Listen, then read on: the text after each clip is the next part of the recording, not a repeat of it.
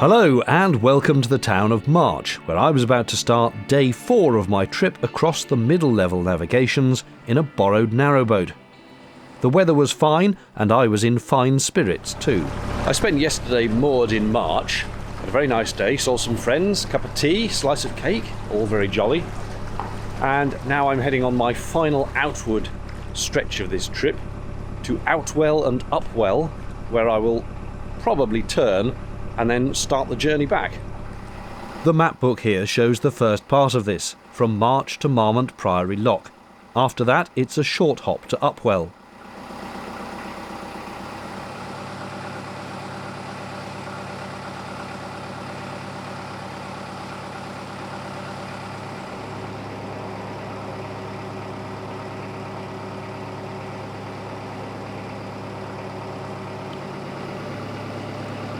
I was going slowly because of all the moorings, but it was slow anyway with lots of weed around the propeller. Even if you can't feel it dragging, you'll know you're fouled because the prop wash will be a lot splashier than usual, like this. Normally, a quick blast of reverse is enough to clear it.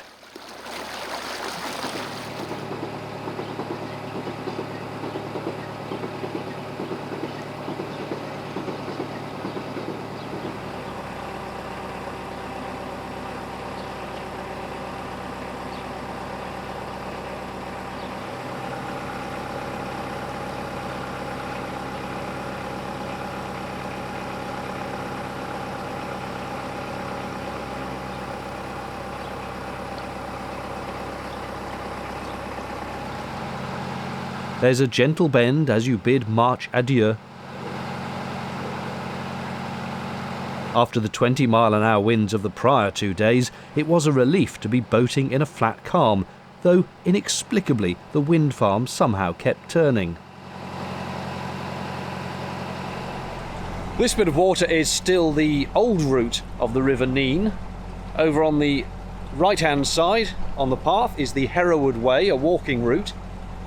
And coming up in about a mile or two, I'd say, on the left will be the 20-foot drain, one of the man-made drains across the Fens, which is navigable, but there are some extremely low bridges down that way, so I don't intend trying it in somebody else's boat. The middle levels vary wildly in their width, one moment being just big enough for a couple of narrowboats, as here, and the next moment widening out to be quite substantial waterways.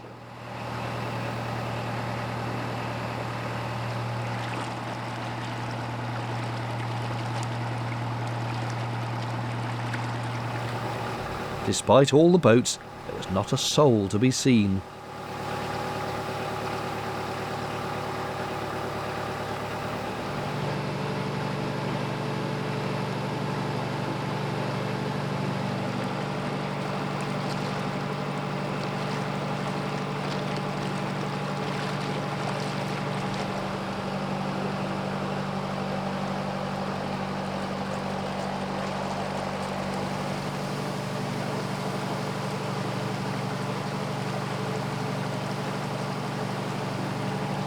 At this point, the other end of the 20-foot river, which I showed the start of in the last video, comes into view. It's long and wide, but has a couple of bridges that would be just inches at best above the height of the boat, so I didn't want to risk it. Apparently there's one of the middle-level rural moorings down the end there.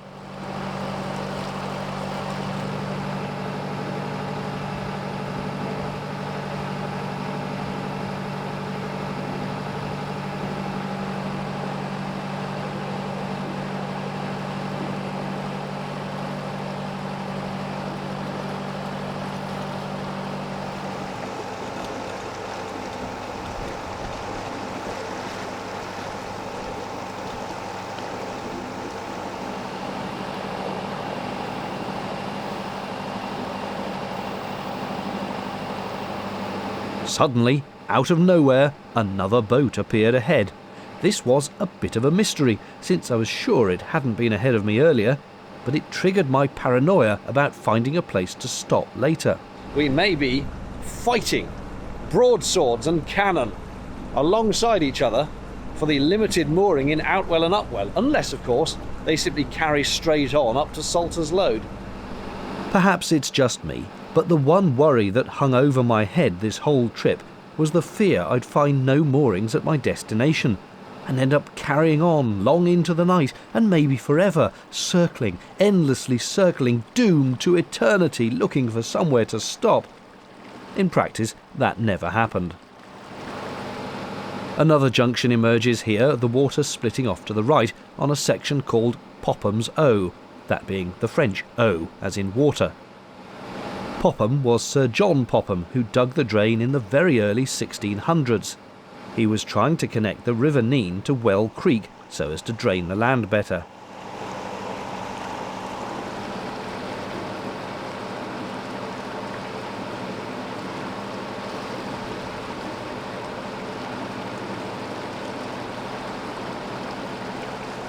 Immediately after the junction, the water gets narrower again. You feel more like you're on a canal. The Fens are one of the rare places where a wind turbine on a narrowboat makes sense. On the canals you normally just don't get enough breeze. And there's all kinds of boats here. This cruiser, some dinghies, and even a static houseboat.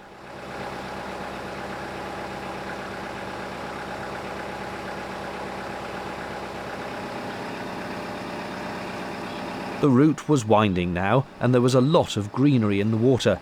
I could distinctly feel it as shallow, with drag on the boat and the propeller.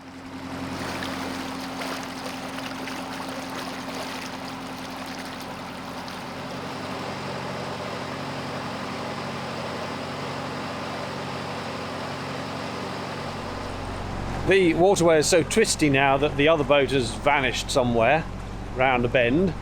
But we're coming up to a lock. I think it's called, yes, Marmont Priory Lock. Only the second lock I'll have encountered on this trip, and the first one today. So I will probably bump into them there. And then, of course, by the time I get through that, they'll be well away into the distance. And that's round the next couple of bends, I think.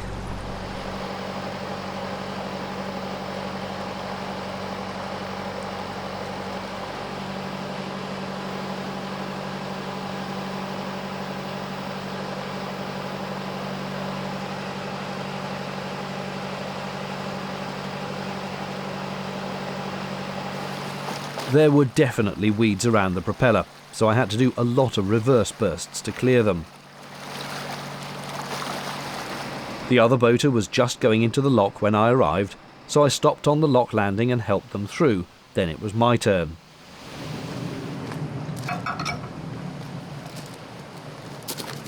Several thousand turns of the handle later, and the water began rushing out.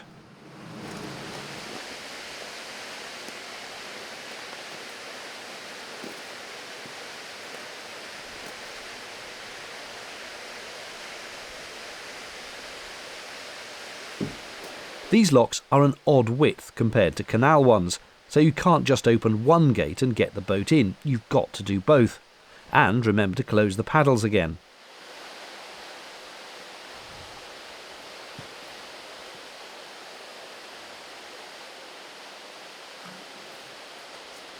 Another 10 million winds on the handle.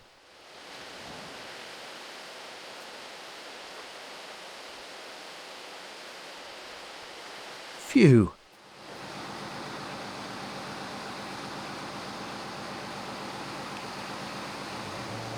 I closed the gates behind me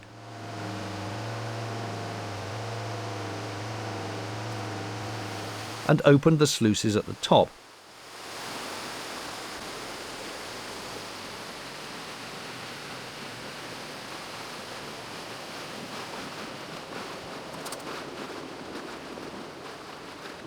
Well, I was told later the one on the left doesn't work anyway, so that was maybe wasted effort. I hadn't appreciated how alarming the bridge is until I watched this footage back. Please stop. Please stop.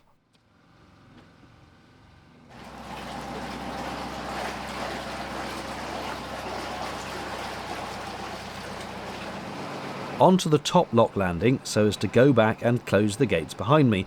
which is what you are generally supposed to do unless you can see another boat coming in at your level, which in this case there wasn't.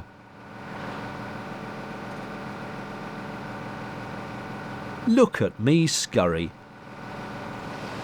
And now I was on the final stretch towards the village of Upwell.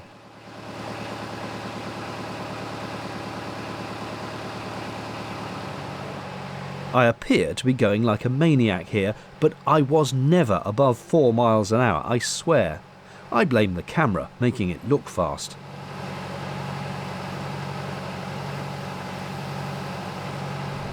Having come through the lock, this is no longer the old River Nene route, apparently, but Well Creek, which takes us to Upwell and Outwell, and potentially some moorings at St Peter's Church. A visitor joined me briefly.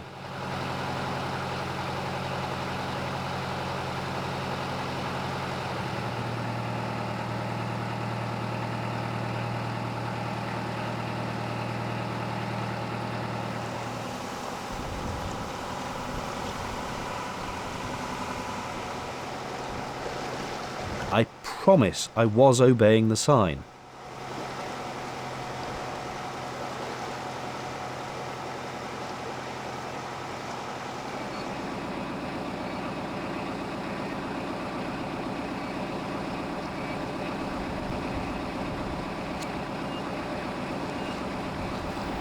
A lot of roads run right alongside the middle level waterways, and apparently it's not uncommon for cars to overshoot sometimes.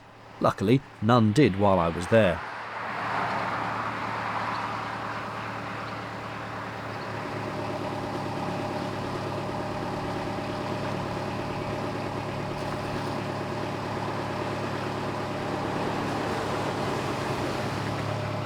It's a pub with its own mooring.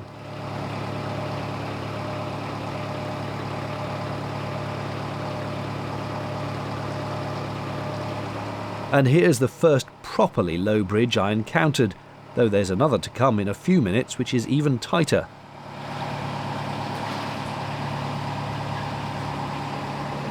Is this not just the most splendidly picturesque village you ever did see?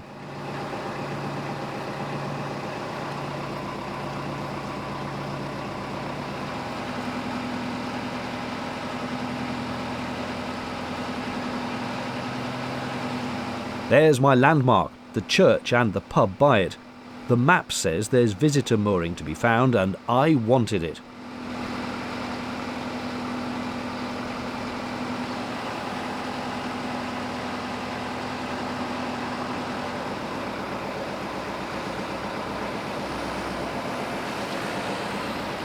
Here we go, this is the low one, and on a bend as well. Very slow now. And yes, I had tooted the horn before starting this.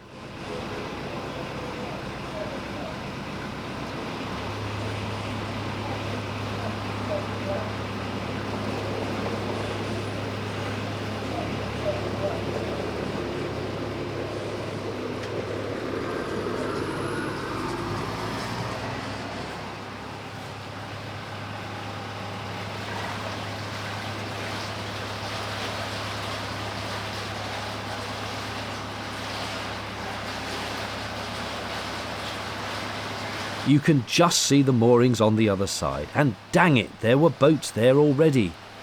This could mean a much longer trip than I was planning. I wondered if I could squeeze at least the bow on the end there, but the bloke on the boat said he was about to leave, so I went along about a mile to a turning point, got shouted at by a fisherman who claimed I was speeding, which was fairly unfeasible with this shallow ditch, but I turned with much effort and came back to find the moorings completely empty. Hurrah!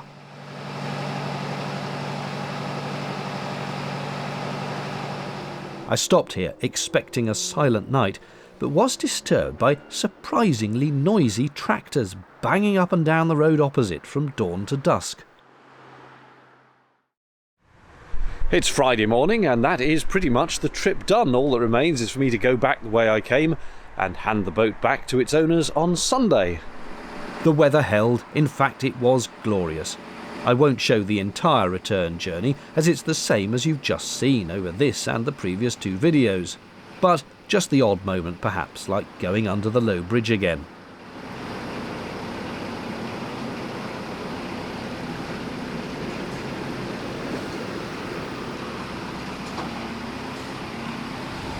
Someone had left both the lock gates and paddles all open here, which is bad form, but it did mean I could go straight in. On the Friday night I paid £15 to stop at the marina in March rather than outside the pub in town, and the quiet was worth the money. This was my view from the side hatch. Oh, and for interest, this is the marina itself.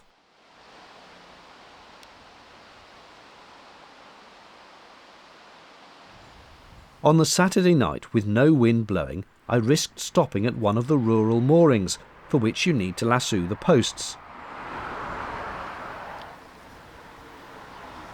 With the bank being shallow and the boat flat-bottomed, you do end up half a mile from the edge and have to jump for it to finish tying the boat securely.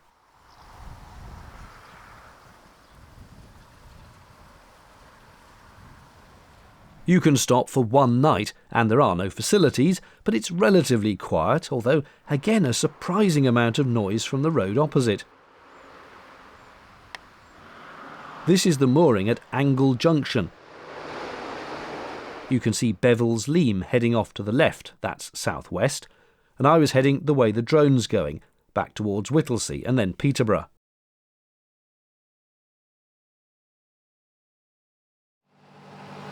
Look, a heron again! At Ashline Lock, the lower gates are supposed to be left open, so again this was a blessing, although now I had to steer against that bywash.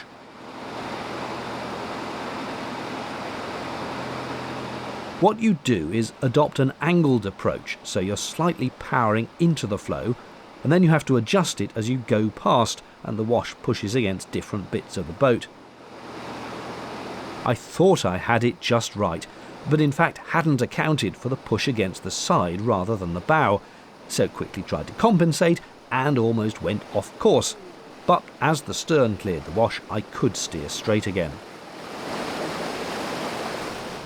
The final challenge, of course, was that 90-degree bend you may have seen in the first of these vlogs, and I had a much more thought-out strategy this time round. Hug the left, so that when the time comes to turn, there's as much space as possible for the stern to swing out.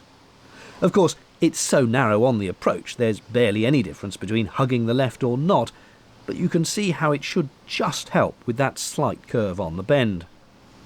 And yes, again I had tooted my horn extensively on the approach.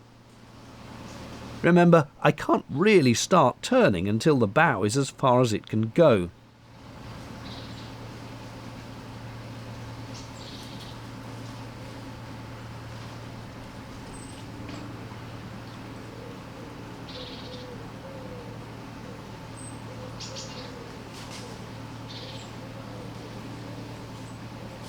At this point, the centre of the boat is just about on the corner, so you can start to pivot around it with the tiller hard right and a bit of thrust. You have to keep going forward in order to free up space at the back.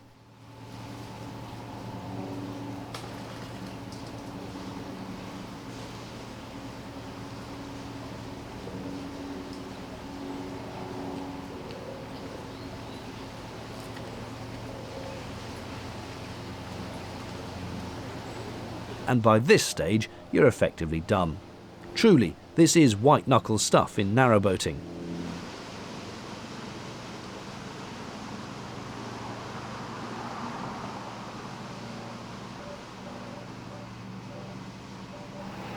Very soon I came back through Stanground Lock onto Back River and handed the boat back to its owners at Peterborough Embankment. Thanks for watching. Cheerio.